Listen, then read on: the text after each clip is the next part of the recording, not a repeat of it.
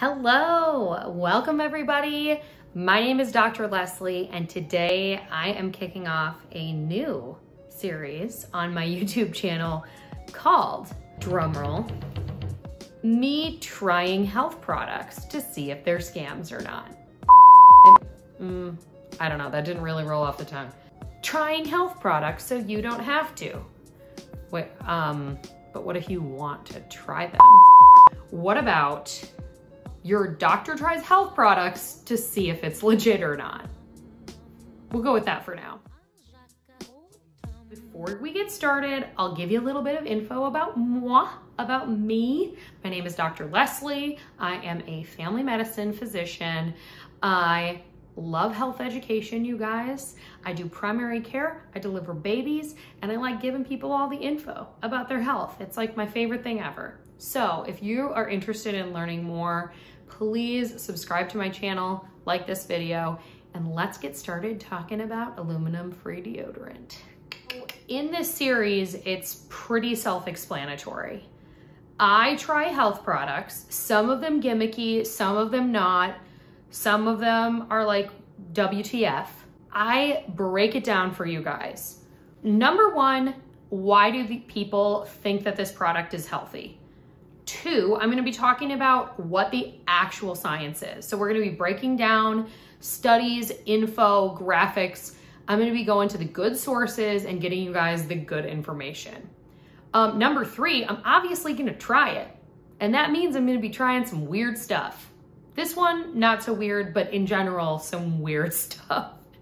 And then I will go over whether or not I would recommend the product or if I would keep using it myself. First thing that we are going to be trying out is aluminum-free deodorant. So number one, we are going to dive into why people think aluminum-free deodorant is healthier for them. Like, where did this all begin?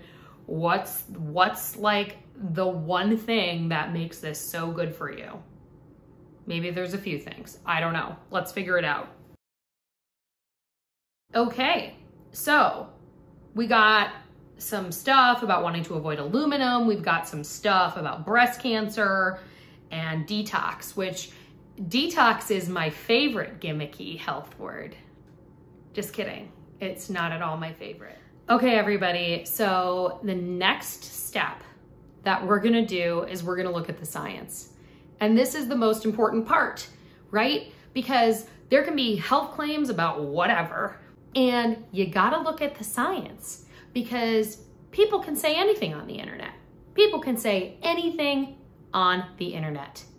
They can say that putting toenail polish on my third toe every Tuesday makes me live 20 years longer than people who don't do that. I swear to you, some people will start believing it. Really important, we've got to find trusted sources. And so one of my favorite places to go when we're talking about something that's potentially toxic or people have concerns about toxins is the Agency for Toxic Substances and Disease Registry. I just want to put in an update last minute and just say, as a family med doc, I'm a primary care physician, and my expertise are taking really complex science and medicine and making it understandable by the general public. And there are people like toxicologists, occupational med docs, chemists, and certain other scientists who are probably way more familiar with this subject than me. This was a discovery for me, a research opportunity for me. And so if you guys have any extra information or anything you think should be revised, please comment in the comment section, add articles, add research, add data, and I'd be happy to update. Now that we have our trusted source, and I will bring up some more sources in a little bit, let's talk about the claim that people say aluminum deodorant can cause aluminum toxicity and we need to stop using it so we can detox. Now, it's important to know that every single substance that exists can be toxic. So like, we all think water is good for us, right? But there have been situations where people drink so much water that they actually have kidney failure, they have issues with the amount of electrolytes in their body, and people have died from that. So like anything can be toxic if it's eaten or people are exposed to it at a high enough level. And aluminum is no different. The majority of the exposure of aluminum we get, however, is not from things like deodorants or cosmetics. It's actually from food. And there are certain foods that have aluminum added into them, things like flours or baking sodas. It also can be in very small amounts in the water. Certain people can be exposed at work if they work in like some sort of factory or something where there could be aluminum in the air. So these are some places that people can be exposed. When it comes to cosmetics or consumer products, I think is what they called it, they mention antiperspirant, so aluminum, as being a potential place that has aluminum, or a potential product that has aluminum, right? Duh.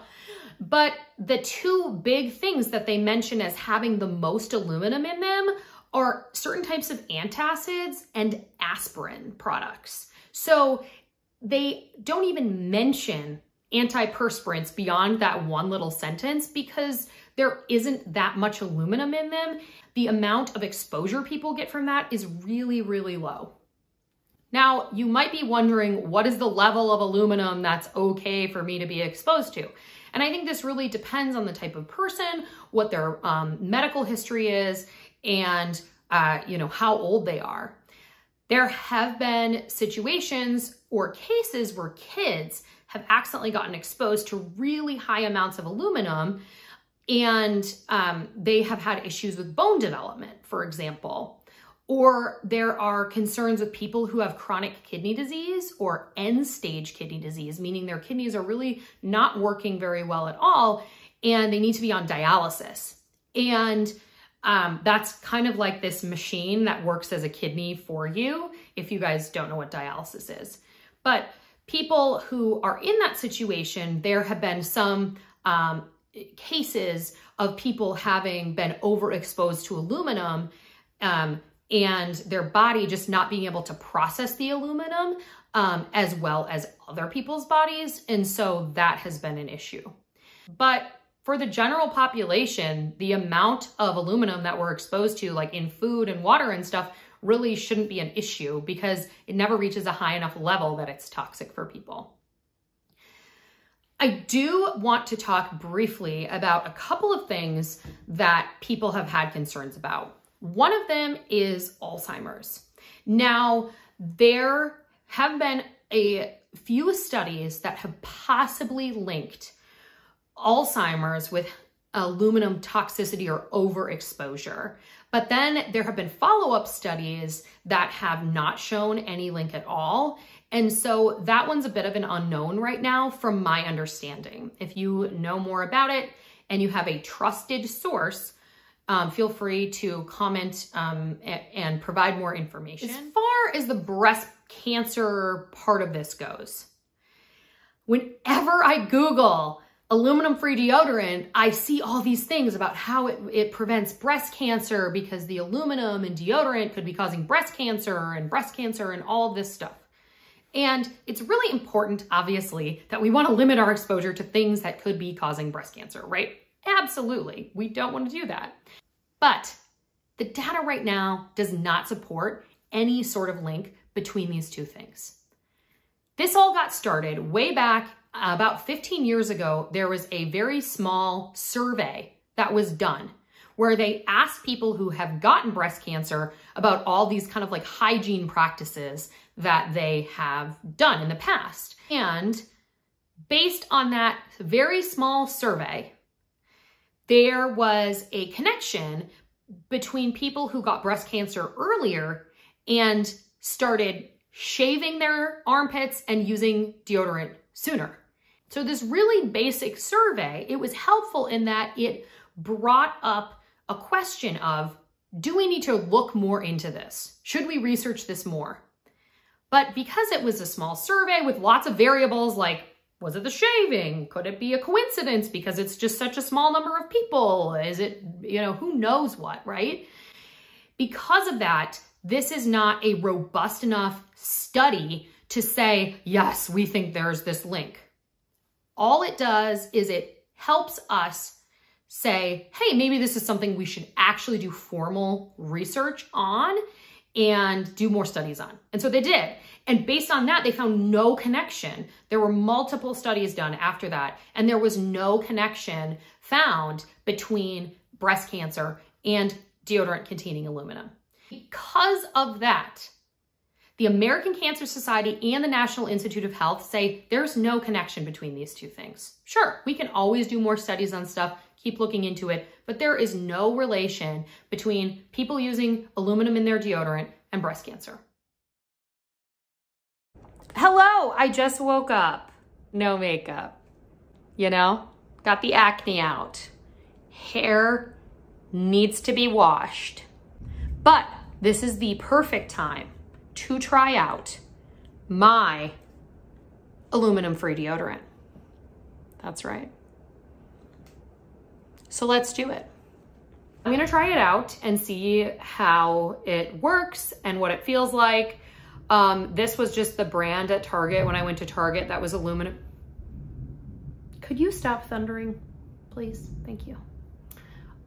This was the brand at Target that I got, that I could find that was aluminum free. Cypress and ginger is the smell, the scent. I wanted something pretty lightly scented because I don't love super strong smelling deodorants. And this one is made with, obviously without aluminum. It doesn't have parabens either, which I'll talk about parabens in another video just because they're like a whole other subject. But this has capric triglyceride. It also has just regular coconut oil. It has shea butter. And then it has some things that, again, and I'm not a chemist, so I'm not exactly sure, but I imagine the things like the tapioca starch, sodium bicarb, which is baking soda, and that stuff is to make it potentially absorb sweat, but also keep it like dry, so it's not just like you're putting a bunch of oil all over your armpits, even though that's essentially what you're doing. But so I'm gonna try it on my hand first, just so I can show you guys. It doesn't really have any of the like white cast, you know how you get that nasty white cast or like the pills? It doesn't have any of that, which is good. But it is quite like oily to the touch. Like it feels like, oh, okay. Well, after a little bit of time, it went from feeling like oily to the touch, almost like you just kind of put coconut oil on your hands. And now it's more of like a powdery consistency, probably because of some of those things like the tapioca starch.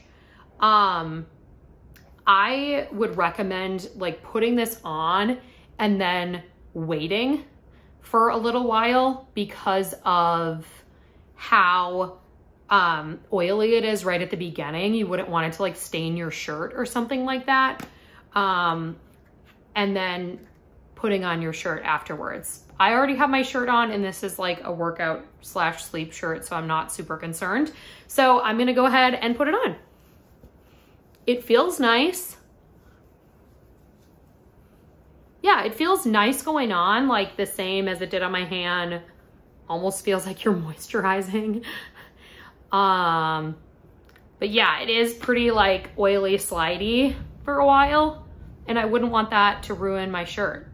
Especially if you have one of those shirts that's like the ones that get stained really easily, or like if you sweat at all, there's like a huge dark mark. I like light gray, you know, thin light gray t-shirt. Do not put this on while wearing a thin light gray t-shirt. No, that's gonna be a hard no for me. Maybe for some people, they've tried it and it works out, but like absolutely not. It's gonna be like a big oil stain. I'm just imagining it would be like a big oil stain on your armpit that wouldn't come out. And then it would look like you have sweaty pits forever.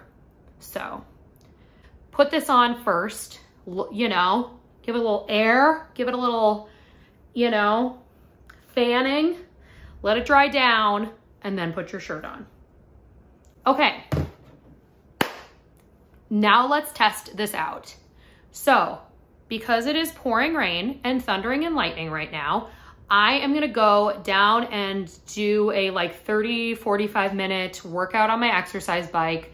I wanna get my sweat on, get my workout on, and then I will smell my armpits for you. I'm doing it for you.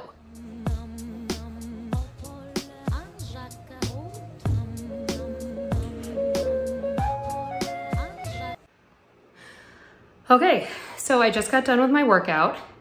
Had to take my glasses off because they were sliding down my face. And I got pretty sweaty from it. Total aside, for those of you who don't know, we essentially like live in a cabin house, so get ready to see naughty pine, and more naughty pine. So let's talk for a second about how I think things went. From like a sweat perspective, I feel like it's pretty similar to like my regular deodorant, and I use the like clinical strength secret. I feel like the sweat is the same. Smell though, here's the smell test. Yes, I am sniffing my armpits for you guys. So it's a lot more fragranced than it was when I put it on. I do smell like a hint of BO through it, which I usually won't if I'm using my regular deodorant. Sorry, I have a bead of sweat dripping on my face. But I didn't smell it until like I was doing updates. I was checking every 5 minutes and I didn't smell it until I got off. Now I'm gonna go upstairs, I'm gonna shower, I'm gonna change, and I will give you my final thoughts soon. Well, hey, welcome to the best part of the video where we go through our handy dandy rating scale. I'll tell you what the health benefits are, what the risks are of the product, whether or not it worked, and whether or not I will keep using it. All right, number 1, what are the health benefits? So out of 10, 0 being this has 0 health benefits, 10 being like this is COVID vaccine level, 10 out of 10, the best possible health benefits. This one, I'm gonna give it a 3. And I think that I'm giving it a 3 because for the vast majority of people, there probably won't be any health benefits to switching from an aluminum containing deodorant to an aluminum free deodorant. And I think that it could be helpful for people who are at really high risk of aluminum toxicity. So let's say somebody who has kidney failure and is on dialysis and they're trying to avoid aluminum, this may be a good product for them. We also know that the studies and the data we have right now show no link between this and breast cancer. So I would say maybe a 3 out of 10. Next up, what are the risks? For anything we talk about benefits, we have to talk about risks. This is like standard in medicine. We got to talk about both and weigh the benefits and the risks. I'm going to say the risk for this product, maybe 1, if that. That might be like too high. So the only really thing I can think of that this product could be problematic for is for people who have sensitive skin and have issues with some of the fragrances. So like if you break out in rashes or whatever from fragrance, this has a pretty strong fragrance. I thought it was a little more mild at first, but then once I started wearing it, it was pretty strong. I don't have super sensitive skin, so I didn't have any problems with it, but I could foresee that being a problem for somebody. Also, this is not health related, but yeah, I could absolutely see putting this on if you're wearing some sort of like light gray t-shirt and having sweaty pit stain forever look. Again, not a health issue, but just something to be aware of. Next, do I think it worked? For sweat, I do think it was helpful. I didn't notice much of a difference between how much I sweat with this versus any other deodorant. Granted, I didn't like wear it out during the day or whatever. I just use it during a workout. As far as BO coverage goes though, not quite so much. So for did it work, I'm gonna say 6. Finally, will I be using this again? Yes or no? I'm gonna say yes in certain circumstances. So if I know I'm gonna be sweating a lot, or I could have some BO problems, like it's a hot day, running around, I might not choose this. I might choose something else. But if it's just a kind of normal day, or I've already worked out that day and showered, then I might put this on. Just why not, you know? I thought it was nice. It felt good. It felt moisturizing. I think that it's, you know, a pretty decent product. And if you just feel like you want to limit your aluminum exposure, then go for it. The risks are really, really minimal. So kind of like, why not? If you want to, go for it. Thank you so much for watching this episode of your Dr. Tries Health products featuring aluminum-free deodorant. Please let me know in the comments if you like this series, if you want to see any different types of products, which ones you've been wondering about, and hit the subscribe, hit the follow button, and I'll see you next time. Bye.